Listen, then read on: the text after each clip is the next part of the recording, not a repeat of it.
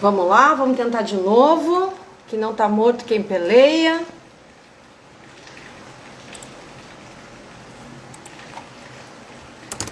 Então vamos ver se vai dessa vez, né?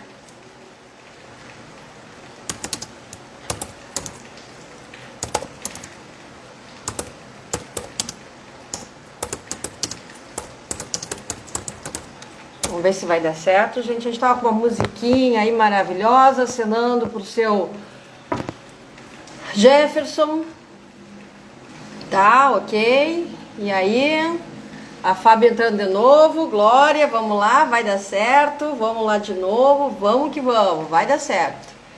Teimosia última que nos deixa, né? Oi, vamos que vamos, meu povo. E aí, cadê o GG que não entra, gente? Vamos lá.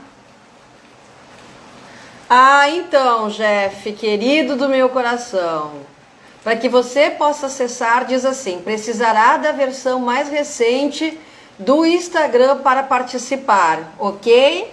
Então vai aí, meu filho, faz a instalação de novo. Eu não acredito, Jefferson, eu não acredito que você vai me deixar aqui nessa expectativa da tua companhia. Fala, Lu, que bom te ver, minha amada. Que bom você estar aqui. Agradecida. Então, pessoal, eu vou começar aqui falando na live porque o que acontece? Oi, Renatinha, seja bem-vinda. Para que vocês entendam um pouquinho da história, enquanto a gente espera aí que o Jeff atualize o Instagram dele para que ele possa entrar aqui, que eu não sei o que aconteceu, porque né, a princípio era para estar dando tudo certo. A gente vai estar falando aqui por que nós estamos nesse trabalho intensivo sobre crítico, né? Quando eu morava no Sul, eu sou de Porto Alegre, eu sou gaúcha, só para que vocês entendam um pouco da história, da trajetória. Eu me apaixonei por Vitória, morar aqui, na raça e na coragem. Não havia nenhuma grande paixão, não havia nenhum emprego. Eu simplesmente me apaixonei por Vitória e aí eu pedi para o Papai do Céu para vir morar aqui. E aí eu vou falar para vocês um pouco sobre o que é essa história do autocrítico, se ele estivesse no comando e não o meu sábio. Então aí vocês vão entender um pouco e vão talvez se colocar no lugar. Jeff, não está aparecendo você, Jeff, está aparecendo só aqui, buscando, buscando, buscando, e a telinha está toda fechada, meu amigo. Você atualizou o seu Instagram? Não te escuto também, amigo. Tu trocou de celular de novo, amigo? Não faz isso comigo. Me manda ali pelo WhatsApp o que está acontecendo. Porque para mim você realmente está, né, num buraco negro, meu amigo. Mas vamos lá. Então, assim, pessoal, o que acontece? Quando nós, enquanto a gente está tentando que o Jeff entre aí para participar da nossa live, do Papo Cabeça, né? O que. Oi, Rosane, seja muito bem-vinda. Claudinha, beijo, obrigada por estarem aqui. E aí, o que acontece? Eu vim para Vitória e os meus amigos ficaram muito surpresos que eu tomei a coragem. Cara, mas tu não tem parentes, tu não tem nenhum namorado, né, para dar essa louca de ir para Vitória. O que está te levando a querer um lugar lá que muita gente nem conhece, nem sabe que existe? E aí foi uma vontade, eu tinha uma certeza de que morar num lugar que o nome é Vitória do Espírito Santo, não tinha como não dar certo. Mesmo não tendo nenhum vínculo, a não ser um grande amor pela cidade. Claro, É óbvio que foi pelo clima, tem praias aqui. Mas se eu tivesse permitido que naquela época o crítico tivesse tomado conta, eu não estaria aqui. Eu não teria vivido as experiências que eu vivi. Eu não teria aprendido as lições, não teria feito novas amizades, conhecido outras culturas. Porque o autocrítico, ele nos engana. Ele fica lá dizendo que ele é a nossa razão. Cara, olha só, não faz isso não. Você não é tão boa. Você não conhece ninguém lá. Você não vai dar certo. Obrigada. Também acho que é um belo depoimento, porque é uma grande verdade, Cláudia. Você sabe também dos desafios que nós, como mulheres, como batalhadoras, como empreendedoras, passamos diariamente diversos desafios. São 24 horas, gente, de de muita resiliência, de muita resistência, porque não é um processo fácil. Então, quando eu decidi vir para cá, e meus amigos disseram assim, mas cara, tu vai levar tudo, tu não vai deixar tuas coisas aqui, tu tem um apartamento aqui, quem sabe deixa o apartamento aqui, vai só, e depois tu vê se dá certo. Eu disse, gente, eu só tenho dois caminhos, o dar certo e o dar certo. Eu só posso andar para frente agora.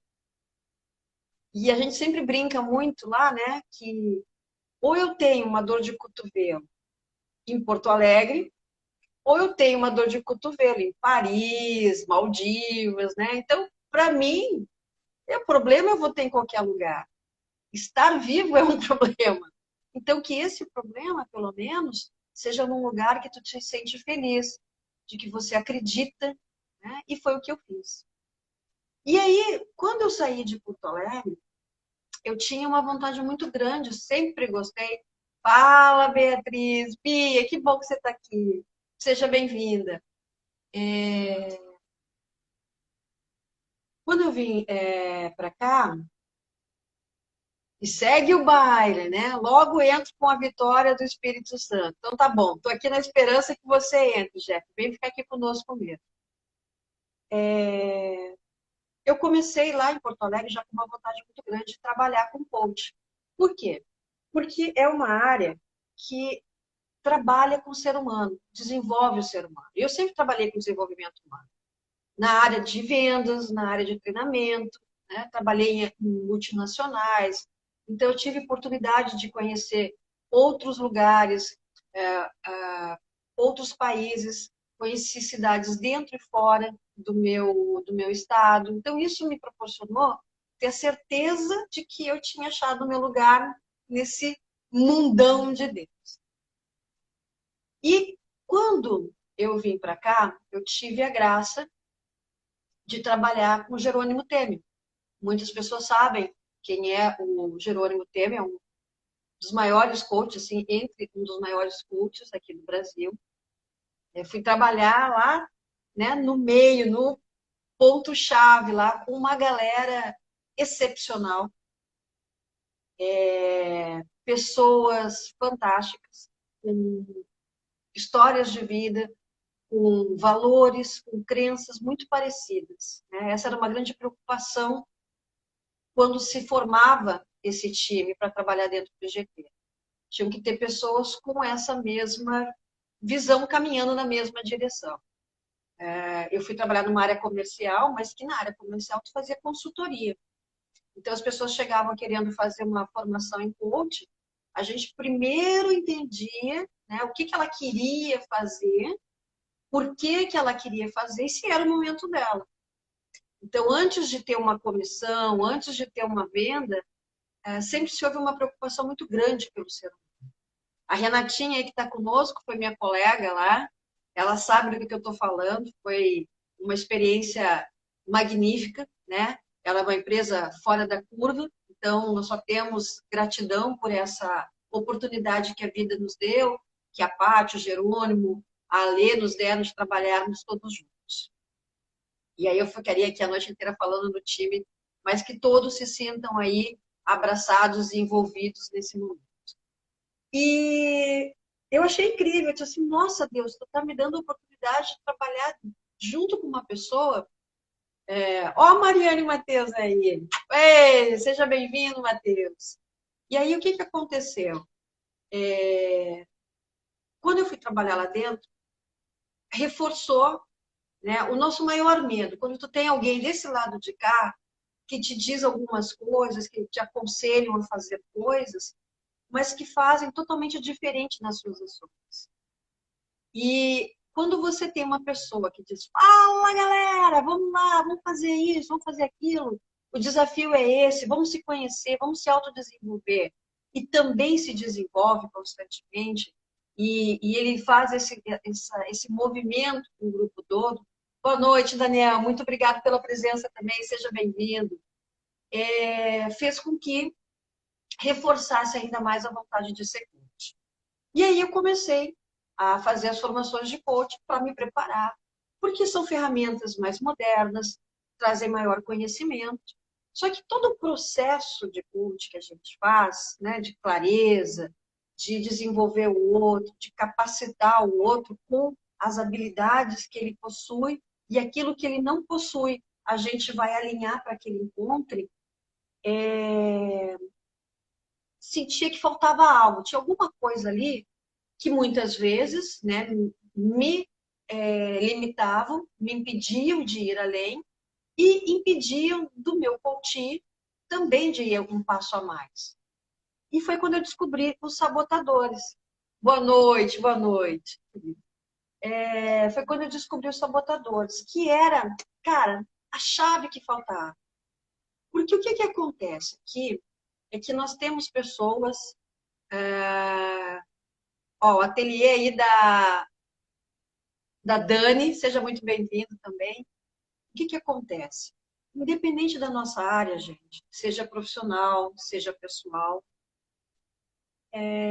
existem momentos que nós duvidamos de nós mesmos. Existem momentos que nós acreditamos que não somos tão bons. Existem momentos que o teu crítico, ele é terrível. Ele é uma companhia pesada.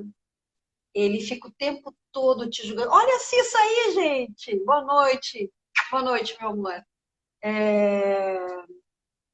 Ele faz com que, além de você não dar o próximo passo, ele diga para você que você não é tão boa assim. E o pior de tudo, nós acreditamos nessa mentira. E vou te dizer mais, quanto mais inteligente nós formos, mais o nosso sabotador, o nosso crítico, trabalha contra nós. Márcia, eu não estou entendendo, Márcia, só um pouquinho. Se eu sou uma pessoa inteligente, se eu sou uma pessoa que eu sei do meu potencial, por que que eu não dou o próximo passo, Márcia? Por que que eu, às vezes, não acredito que eu posso ter uma relação bacana? Por que que eu não acredito que eu vou dar certo no meu trabalho? Por que que eu não consigo render tudo aquilo que eu sei que eu tenho capacidade, Márcia? Porque o teu crítico, ele está alto. E tem uma situação aí, gente, quando nós falamos do nosso autocrítico, não é só comigo. Ele pega pesado com as pessoas que convivem com a gente, com os colegas de trabalho que convivem com a gente. Ele pega pesado com a circunstância, é com o tempo que está fazendo sol, é com o tempo que está chovendo, é por causa da minha empresa, é por causa do meu colega, é por causa do meu gerente. Até existem situações que realmente isso ocorre, né? A gente dá o nosso potencial, dá o nosso melhor, mas às vezes a coisa não flui. Mas não é sempre. E aí, já que eu estou com esse pessoal maravilhoso aqui conosco, eu queria pedir que vocês fizessem comigo esse trabalho de reconhecimento, né, de quem é o seu crítico. Pega papel e caneta aí, que a gente vai. Eu vou falar para vocês hoje alguns tópicos de cada um. O medo vem do sabotador crítico. Renata, deixa eu explicar então. O que que acontece? Ó, o Giane, seja bem-vindo, Giane. Nós temos o crítico. O crítico, ele é o que comanda a gangue dos sabotadores. E aí, a nossa mente, ela é tão inteligente que ela sabe exatamente por onde que ela vai te pegar. Ela vai identificar onde é que é o teu ponto fraco para que ele fique lá martelando, fique dizendo que você não é tão boa, que fique dizendo que você não é tão competente, que você não vai arranjar emprego, ou porque você é muito velha, já não dá mais para pegar uma nova oportunidade, ou porque você é muito nova, então ninguém vai querer dar uma oportunidade porque você não tem experiência. Vocês estão entendendo a maluquice que a nossa cabeça, a nossa mente, ela articula contra nós mesmos? E o pior de tudo isso é que é inconsciente. E quando é inconscientemente, é a mesma coisa que eu disser para ti agora, que você está respirando, você está inspirando, mas você não tem essa consciência, você simplesmente age desta forma. Você simplesmente reage àquela situação. Não é uma coisa que você pense, não, eu tenho que inspirar, respirar.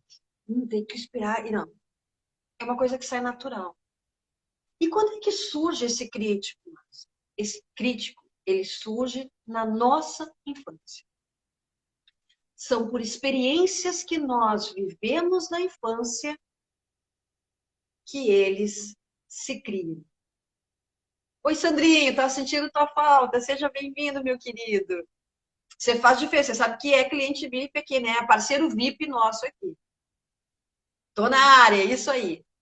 Então, gente, imagina, olha a Glenda aí, bem-vinda, Glenda. Imagina quando a gente, quando era pequeno, lá pelos seus 7 anos, 8 anos, tá? Tava andando de bike. Tava lá pedalando, né? Curtindo, não sei o quê, papapá. E aí, sem querer, a gente desceu aquela rampa com tudo. E a gente, pô, com 7 anos, não sabe como travar a bicicleta, né? Ficou perdido ali. Aí tu caiu da bicicleta, quebrou o braço, teve que ir para o pronto-socorro, ele foi engessado. Por quê? Ele foi engessado para que você tivesse uma segurança de que você iria se movimentar, fazer outras coisas, mas o bracinho ia ficar ali, paradinho, para que você pudesse depois, ele vai cicatrizar, e aí você vai poder sair novamente para caminhar. Só que nesse período dos 7 anos, você fez 9, fez 12, fez 15, fez 21, fez 35 e esqueceu que o braço permaneceu engessado. Porque isso foi, na verdade, um sistema de segurança para que algo que te machucou na infância, você tivesse uma forma de sobreviver, de não se sentir tão machucado. Só que o teu corpo todo fez musculação, caminhou, fez exercício. Esse braço aqui, ó, tá forte. A perna, as coxas, estão tudo firme. E esse braço aqui tá raquítico, tá lá, engessado, duro. Quando você descobre quem é o seu sabotador, e a gente trabalha, desenvolve isso, é como se você tirasse esse gesso. Então você já sente mais leve, porque você consegue identificar da onde vem aquele incômodo, aquela dor, que por anos te acompanhou e já tinha ficado uma coisa tão normal, tão habitual, que você nem percebia mais que estava lá engessado. Que quando você consegue se libertar disso, aí começa uma segunda etapa, que é o de começar a fazer exercício. E esse exercício que eu falo para vocês é trabalhar a nossa mente de forma sábia, de forma inteligente. Márcia, mas eu trabalho de forma inteligente. Ok, mas quantas vezes tu não te pega indo tomar banho, dar a cabeça no travesseiro, com aquela buzina no teu ouvido? Porque tu não é tão bom, porque tu não vai conseguir emprego, porque tu não vai dar... Tu acha que tu vai dar certo com o teu marido? Não, tu não merece esse marido que tu tem. Não, porque tu não é uma boa mãe. Tu não tá sendo... Tu tá trabalhando tanto, tá esquecendo teu filho. Tu não... E isso é enlouquecedor.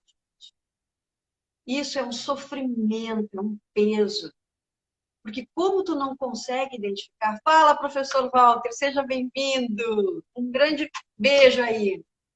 Como você não consegue identificar, você simplesmente escuta aquelas vozes o tempo todo te criticando, criticando o outro, os hábitos do outro, te incomoda até a voz do outro. Aí você começa a brigar, você começa a criar situações conflitantes, desnecessárias, mas é uma coisa mais forte do que a gente. Então, quando você identifica quem é o teu crítico, o que que ele está te dizendo, o que que ele está te incomodando, e você sai daquele ponto cego e vai realmente de encontro àquilo que está te causando todo esse sofrimento, todo esse mal, gente, é transformador. A palavra que todos nós, como coaches, que atuamos nesse segmento de sabotadores, a gente escuta dos nossos coaches é: estou me sentindo mais leve. Por quê? Porque você finalmente descobriu quem era esse bicho papão. Professor, está tudo ótimo. Desde que tenha vindo, que esteja aqui conosco, já tá ótimo. Então, galera, eu vou pedir o seguinte: se para você está interessante o tema, pega aí papel e caneta na mão, porque eu vou entrar agora com os sabotadores. Então, são nove sabotadores. Nós temos o crítico, que é o chefe da gangue, é aquele que através da nossa mente, sabe qual é que ele tem que articular, porque ele sabe os teus pontos fracos, e ele vai direto nesses pontos fracos. E aí, ele vai buscar entre esses 9 sabotadores, então, qual deles irei usar contra a Márcia? O que mais pesa para a Márcia nesse momento? E ele vem e ataca. A Fábio já pegou aí, então vamos embora lá. Eu vou começar a falar para vocês. E aí eu vou pedir para vocês o seguinte. Vocês vão colocando ao lado do que eu vou dizendo de 1 a 10. Beleza? Posso contar com vocês aí para a gente fazer esse momento aqui, para a gente identificar quem é o nosso sabotador. Me coloca aqui um ok, gente, para a gente começar, se eu posso. Já está com papel e caneta na mão. Vamos descobrir quem é o nosso crítico aqui. O Jeff entrou aí. Segue aí, porque ele não vai vir hoje pelo jeito. Ele me abandonou. Acho que não tem teto aqui em Vitória, porque está chovendo muito. Aí ele decidiu, acho que o avião dele retornou para Porto Alegre, tá? Estou te acompanhando aqui. Ô, valeu, amigo. Poxa, valeu pela força. Oi, Cícero, seja bem-vindo. Vamos lá, então vamos embora lá, gente. Mandando energias positivas, é isso aí. Bora lá. Pegue papel e caneta e eu vou começar. Quem é o crítico? Tá? O crítico, ele encontra defeitos na gente, nos outros e nas circunstâncias. Sempre provoca a ansiedade, ele provoca o estresse, a raiva, a decepção conosco e com o outro, porque ele está sempre nos exigindo mais e mais e mais e mais e mais. Ele nos dá o sentimento de vergonha, vergonha porque eu fiz a entrevista e não dei certo, vergonha porque eu não estou mais trabalhando, vergonha porque agora na pandemia eu estou tendo que trabalhar de casa, vergonha porque não estou sendo um bom pai. E aí a gente vai, né? Catatal de coisas aí que a gente poderia citar. E a culpa? A culpa porque não deu certo no relacionamento, a culpa porque não foi melhor como pai, porque hoje meu filho está me respondendo, a culpa porque eu escolhi essa relação para ter. Então, esse é o crítico. E agora a gente vai entrar na gangue dele. E aí você vai me dizer qual é, de 1 a 10, o seu sabotador. A primeira, a vítima. Faz sentir-se emotivo e temperamental, sempre em busca de atenção e afeto. Foca em sentimentos dolorosos, resulta em martirização. Então, vamos lá. A vítima, ela sempre é a coitadinha. Fala, Flávio, seja bem-vindo. Ele, inconscientemente, gente, trabalha contra si. Por quê? Porque, no fundo, ele não quer dar certo. Ele precisa errar para que ele tenha a atenção da Márcia, da Fabiane, do Flávio, do Walter. Na cabeça dele, a pessoa que, se ele tiver sucesso, se ele der certo, se ele deixar de ser vítima, ele passa a não ter mais a atenção das pessoas. De 1 a 10, o que esse te lembra, se parece com situações que você viu? Vamos para o próximo. O hipervigilante. Constante estado de alerta. Nunca descansa. Sente-se ansioso em relação aos perigos ao redor. A tudo que puder dar errado. Natural estresse contínuo. Então, se a gente fala que vai viajar, vai dar errado, vai faltar gasolina, vai esquecer alguma coisa importante, não vai ter comida suficiente, o cara do hotel não fez a reserva do nosso quarto, no trabalho, olha só, nós estamos pensando em iniciar um novo projeto aqui. Cara, não vai dar certo. A vida inteira a gente seguiu essa linha de raciocínio. Como é que a gente vai fazer diferente agora? Qual é a certeza que eu tenho que vai dar certo? Eu tenho que pensar assim, se meu cliente tiver interesse, o que ele vai falar que não vai dar certo? Percebe, gente, que mesmo que não seja o teu caso, o quanto é sofrido por outro? Já imaginou tu ter sempre aquela busca constante do que vai dar errado? Tu nunca relaxa, tu nunca vive um momento. Se tu vai no cinema, a gente vai chegar atrasado, de repente o filme não é tão bom, vai faltar luz no cinema, quer ver que não vai ter pipoca hoje. É uma coisa absurda. Controlador. Ou você está no controle, ou está fora de controle. É movido à necessidade de estar no comando e de dirigir as ações das pessoas de acordo com a sua vontade. Quando nós queremos ter o controle da situação, de uma relação, do trabalho, de uma viagem a trabalho,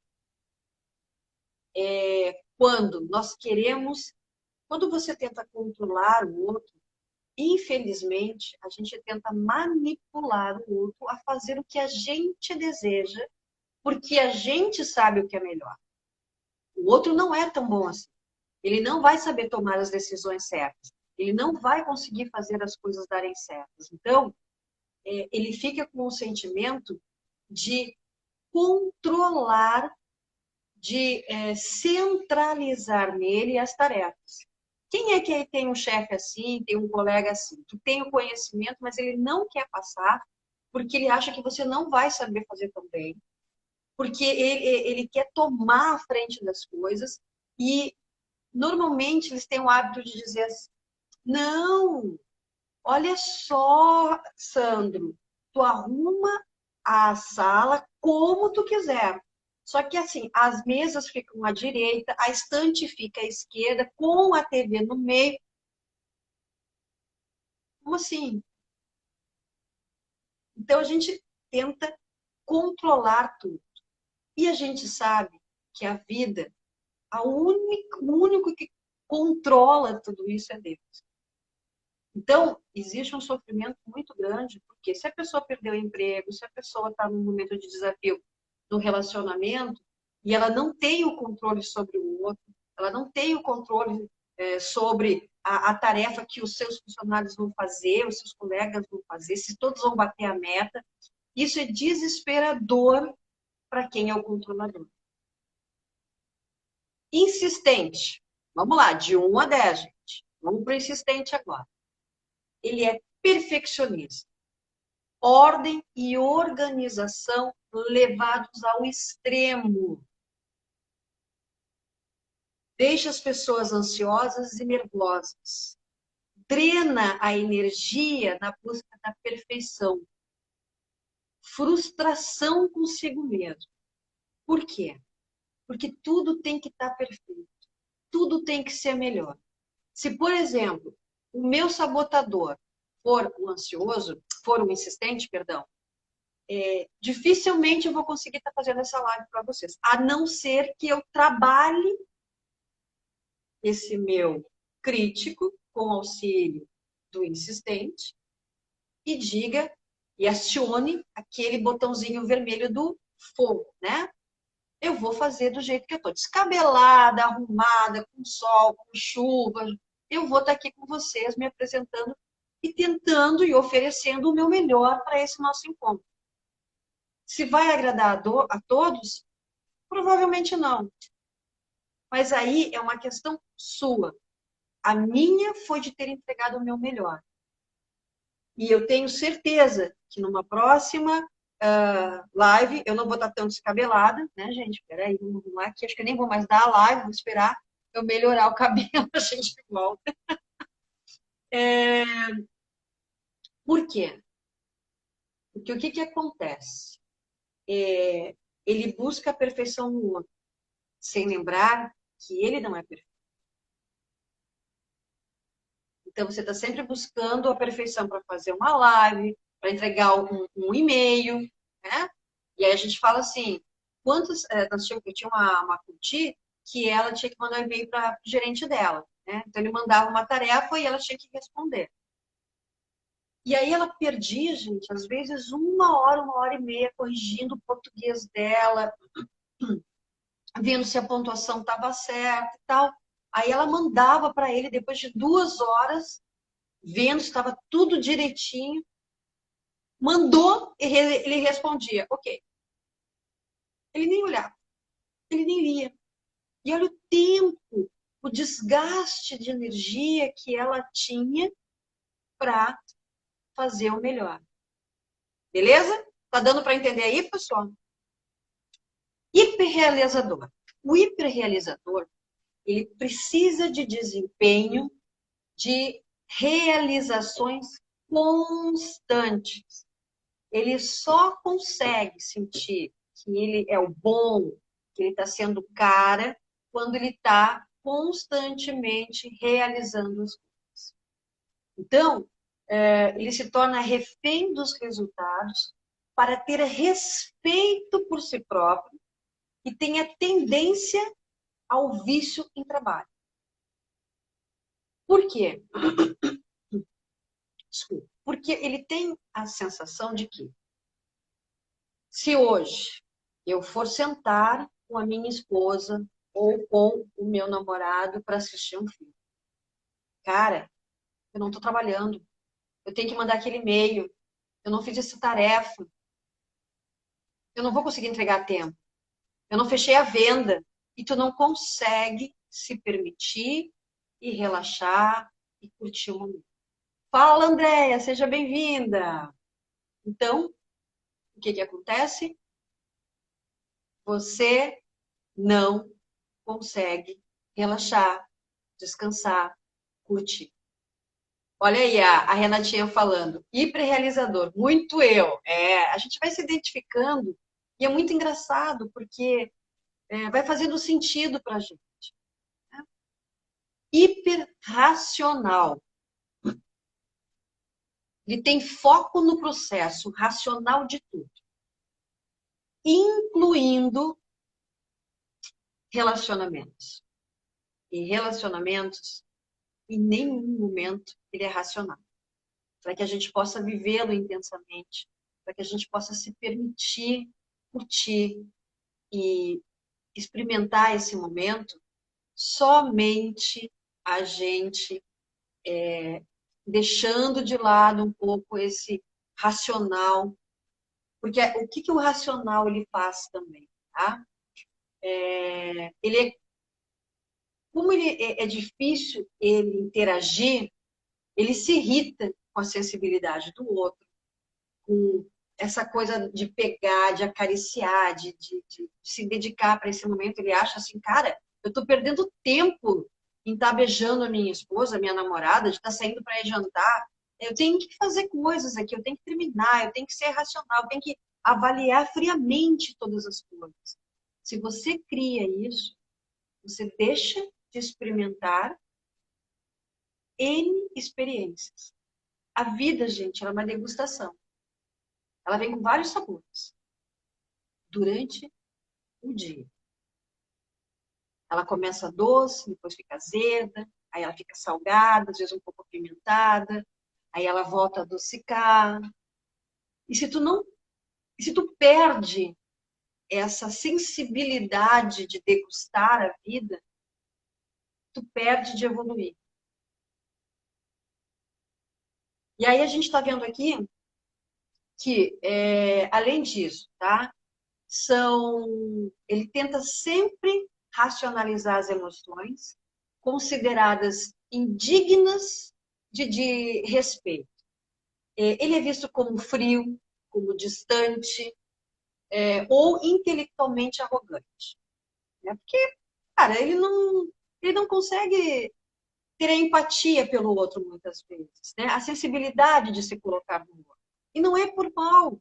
E aí é que eu falo, gente, o quanto é importante a gente sair desse ponto cego, identificar e poder trabalhar. O quanto as tuas relações contigo e com o outro vão melhorar. Inquieto. Vamos para o próximo. Sempre em busca de novas emoções. Não consegue ficar parado. Busca por novas atividades continuamente. As atuais não dão paz ou alegria. Então, aí o que acontece? Ele está sempre pipocando, inquieto, está sempre... Fala, Romário, seja bem-vindo. O que acontece quando a pessoa é inquieta? Ela não termina as suas tarefas. Ela não termina de ler um livro, ela não consegue terminar de assistir uma série, ela não consegue viver o presente. Ela começa naquela empolgação, fogo de palha, porque vai ser isso que vai acontecer. Vai ser show. Cansei. Não é tão legal assim. Enjoei. Ele é muito inconstante.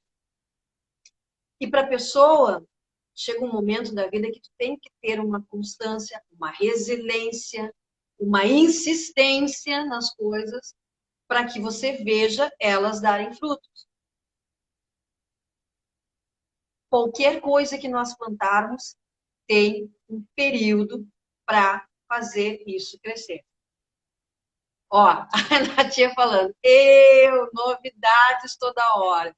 Eu que conheço a Renata um pouco, a gente não fala nada, né? Mas eu achava muito mais ela com a cara do inquieto. Mas abafa o caso, segue o baile, gente. O esquivo se concentra no positivo e no prazeroso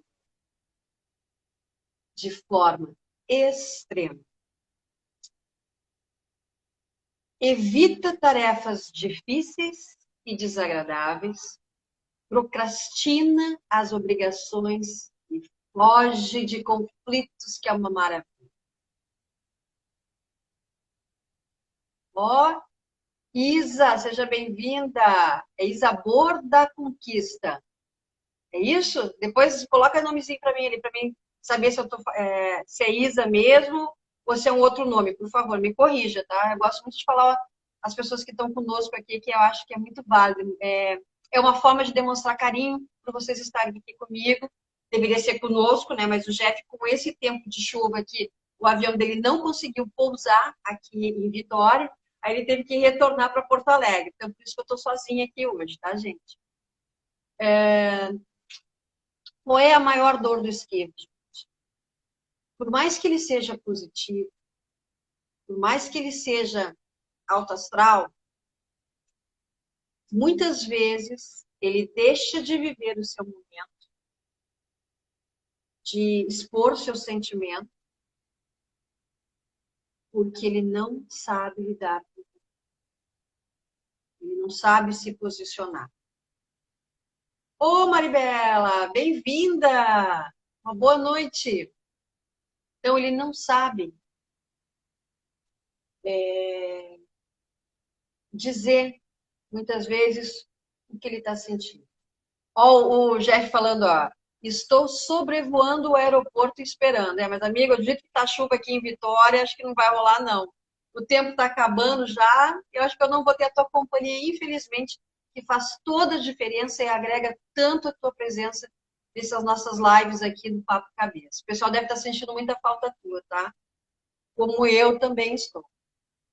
Então, gente, o esquivo parece muito feliz, muito alegre, muito faceiro, mas quando ele tem que botar a mão na massa, numa tarefa mais árdua, numa tarefa não tão agradável, numa decisão que ele tem que tomar, ele sempre... Lembra aquele desenho animado? Saída pela direita, e aí ele sai correndo.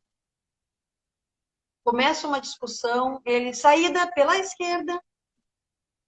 Só que isso causa muito sofrimento, muita dor também. E aí, quando o esquivo ele se rebela, ele vem com toda a sua carga, ele não mede o que ele diz, ele magoa as pessoas, entendeu? Porque vai enchendo até um ponto, e aí quando ele explode de forma devastadora, magoando, ferindo, e às vezes não precisava ter chegado nesse ponto se ele tivesse dito bem antes, né, o que ele estava sentindo. Eu mexo muito com o pessoal aqui que eu digo assim, gente, é a mesma coisa. Às vezes eu chamo assim, querido, vem cá, o minha flor, faça isso aqui para mim, minha flor, me alcança aquilo, e a pessoa não gosta. Aí um dia tu diz assim, bom dia, minha flor, e a pessoa diz, pô, que minha flor, tem nada a ver, que eu não gosto que me chame de flor, parece uma coisa falsa. Oi? Tá, e faz 2 meses que eu te chamo de flor e tu nunca me corrigiu antes. Então, é esse tipo de sentimento que o esquivo tem, tá? Bem-vinda, Clenda, seja bem-vinda aqui, uma boa noite, obrigada aí pela participação. E, por último, mas não menos importante, e também não menor na dor, que é o prestativo. O prestativo, ele busca aceitação e afeição por meio de ajuda. Ele tem a função do agrado ou elogio aos outros, mas ele perde as próprias necessidades de vista, as próprias necessidades em vista do outro. Então, o que acontece quando nós estamos falando do prestativo? O prestativo, ele sempre vai deixar que você escolha primeiro a comida, ele sempre vai deixar você escolher o maior pedaço, ele vai deixar você escolher aonde nós vamos, e eu não vou conseguir dizer para você que hoje eu não quero ir, o que hoje eu quero comer o pedaço maior porque eu estou com mais vontade. Porque na cabeça do prestativo, se eu deixar de ser de permitir que você seja o primeiro a fazer as escolhas, seja a visita, seja meu marido, meus filhos, meus pais, eu vou perder o amor dessas pessoas. Eu vou deixar de ser benquista. Eu vou deixar diante dos olhos deles de ser a boa menina, de ser o bom rapaz, o cavalheiro, gentil, educado. Só que, mais uma vez, você vai ter aí... Fala, Diogo! Seja bem-vindo também, uma boa noite. Só que, mais uma vez, é um processo de dúvida. Porque sempre ser prestativo no trabalho, por exemplo, vai acontecer o quê? Você vai pegar o trabalho do outro e vai assumir. Você vai se sobrecarregar, porque você não consegue dizer não. Você não consegue dizer, olha, cara, hoje eu não vou conseguir te ajudar, hoje não dá tempo, hoje eu não vou fazer isso, entendeu? Então, o prestativo, ele traz consigo também uma dor, porque quando o outro machuca, o outro não percebe, porque eu não falei nada. E aquilo tem o poder de me corroer, aquilo tem o poder de me magoar. E aí a gente acha que se eu for o bonzinho para o outro, se eu for o bacana para o outro, mais tarde ele vai reconhecer. E aí eu tenho que dizer uma coisa para vocês, gente. Muito triste. O ser humano, ele não sabe o que é gratidão. A gente vê num cachorro, a gente vê num animal, até nesses leões que foram adotados, que passam longe de quem cuidou deles, que vão ver 10 anos depois, que ele reconhece, ele abraça, ele beija, ele vai lá e faz a festa. Quantos que a gente vê aí que a gente estende a mão uma, duas, três vezes, e aí quando estão no topo te olham assim, não fez nada mais do que a sua obrigação. E isso dói, isso machuca. E aí você promete que na próxima vez você vai ser diferente. Só que se você tem esse crítico, se você tem esse sabotador, sem ajuda, você vai continuar cometendo essas mesmas dores para si mesmo. O que eu estou vendo aqui o pessoal colocar sou eu, prestativo. Hoje já estou melhorando com isso, bacana. Esse é o trabalho que a gente faz, né, Fábio, há muito tempo, isso bem antes de conhecer essa ferramenta maravilhosa que são os sabotadores, né, que a gente está vindo falar um pouquinho dele hoje. E aí o Matheus está falando ali, né? Nossa, já fiz muito isso. É bem teu tipinho, Matheus. É bem o teu jeitinho mesmo. Já conheço um pouquinho de você, eu sei que é bem isso. Então, de 1 a 10, desses todos que nós falamos hoje, a Fábio já colocou ali que ela é mais prestativa, o Matheus também já colocou que é o lado dele mais prestativo, a Renatinha falou lá que ela é a hiperrealizadora e a inquieta juntas. Alguém mais quer compartilhar aqui, que se identificou, que viu que é o seu sabotador? Quer compartilhar? Eu acho tão bacana quando a gente está numa turma aqui, trocando ideias. Não é porque vocês estão desse lado que vocês não podem colocar, dizer o que pensam, se concordam, se discordam, se identificam, né? É isso que faz uma live ser legal. Até porque como eu estou sozinha hoje, né? Sim, Matheus, dá para ter uns 4 sabotadores. Na verdade, Matheus, foi muito bom você ter feito essa pergunta. Todos nós temos os 9 sabotadores. Mas como eu falei no início da live, que acho que você não estava aqui ainda, o nosso crítico, ele sabe, o hiperrealizador, legal. O nosso crítico, ele sabe exatamente o momento que a gente está passando na vida. E aí ele vai articulando contra a gente. Ele vai manipulando a gente. Ele vai nos causando essa dor. Professor Walter, o insistente com o prestativo. Um pouco de ambos. Bacana. E aí, quando a gente pega o Shiraz Chamini, que foi quem criou esse conhecimento, esse estudo em cima do insistente perfeccionista, com certeza. Falou, Daniel, bem por aí. É tão gostoso quando a gente consegue identificar, olhar, parece que se torna mais palpável, né? Entender por que a gente tem certas atitudes, por que certas atitudes a gente faz e ainda fica sofrendo com aquilo. E aí, como é que a gente trabalha isso? Isso que é o bacana dessa ferramenta de sabotador, gente. Esse estudo que foi feito sobre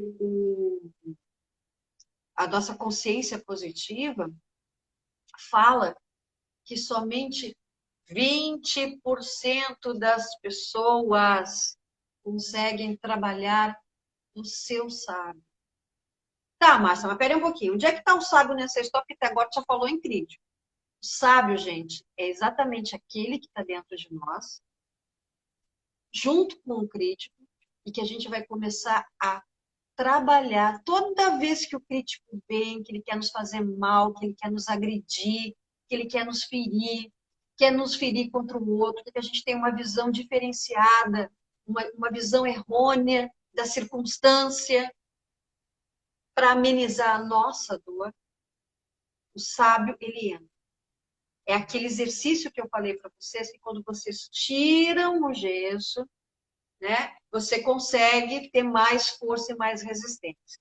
Valeu, amiga, valeu, Fábio. Eu estou cuidando aqui, ó, já estou angustiada aqui. Mas assim, pessoal, eu espero que de alguma forma essa nossa live de hoje tenha, assim, aberto uma pequena cortininha, assim, para vocês verem o quanto de tanto conhecimento que a gente pode ter sobre si para trazer mais resultados e não permitir que a gente se machuque tanto, que a gente se auto-sabote, a gente se auto-critique a ponto de nos machucar, de nos ferir, né? E deixar que o outro nos fira, muitas vezes pela nossa atitude, pelas nossas ações ou a falta deles. Semana que vem, a gente vai estar falando sobre comunicação, novamente com o professor Jefferson. E na outra terça, a gente vai dar continuidade aqui, vou trazer exemplos para vocês desses sabotadores, quais são os tipos de situações que eu vivi quando criança para ter criado esse sabotador. De onde é que ele foi plantado? Onde é que está a raiz dele para fazer isso? Com certeza, né, Sandrinho? Sempre temos algo para tirar de ensinamento. Sempre, a gente sempre está nessa busca. E que se a gente pode, nesse momento, compartilhar aqui um pouquinho do conhecimento, uma coisa que a vida sempre nos ensina. Todos os dias nós somos alunos. E de vez em quando, professores. Se de alguma forma eu conseguir tocar o coraçãozinho de vocês, ou pelo menos fez vocês ficarem pensando sobre o assunto, quiser conversar comigo no particular, me chama, gente, me chama, vamos conversar. Conversar não custa nada.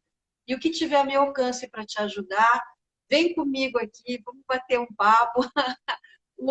O Sandrinho falando, minha guru. Quem dera que fosse, amigo, mas estamos junto aqui.